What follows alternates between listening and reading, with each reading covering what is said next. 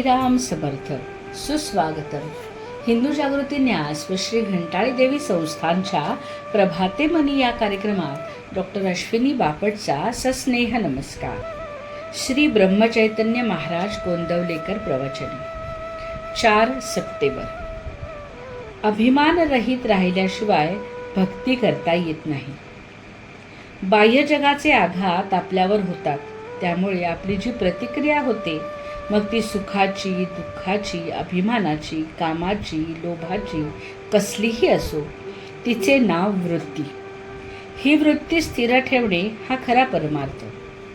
परमात्म्याकडे वृत्ती वळवणे म्हणजेच भक्ती करणे होय. भगवंताच्या भक्तीने विषय बेमालूम नाहीसा होतो. भक्ती ही अत्यंत स्वाभाविक आहे.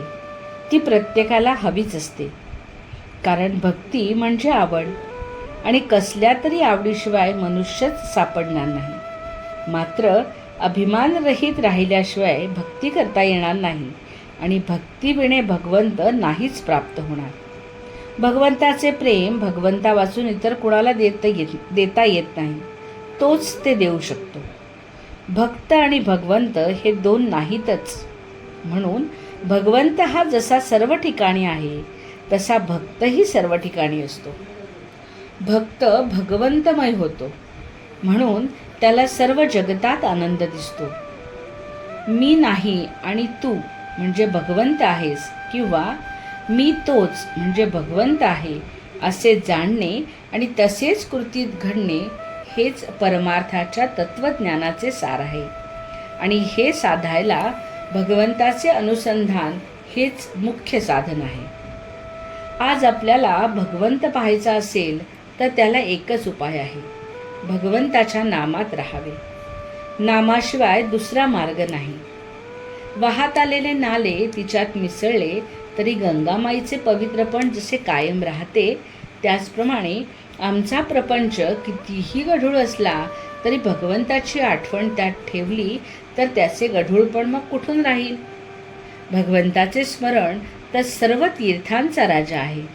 नामस्मरणाशिवाय दुसरा मार्ग नाही. भगवंताच्या विस्मरणाला जे कारण होते ते टाकणे किंवा सोडणे हे वैराग्य, आणि भगवंताचे स्मरण होईल अशा गोष्टी करणे हा विवेक होय. रामरायाचे अंतःकरण खरोखर कर्तव्याला जितके कठोर आहे, तितकेच भक्ताला ते अत्यंत कोवळे आहे.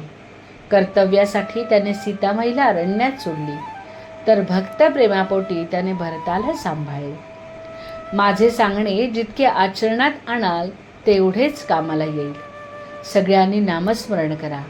नामस्मरणासारखा दुसरा कल्याणाचा मार्ग नाही. जे आपल्याजवळ आहे, अत्यंत उपाधिरहित असून कुणावर अवलंबून नाही, असे जर काही असेल तर ते भगवंताचे नाम आहे.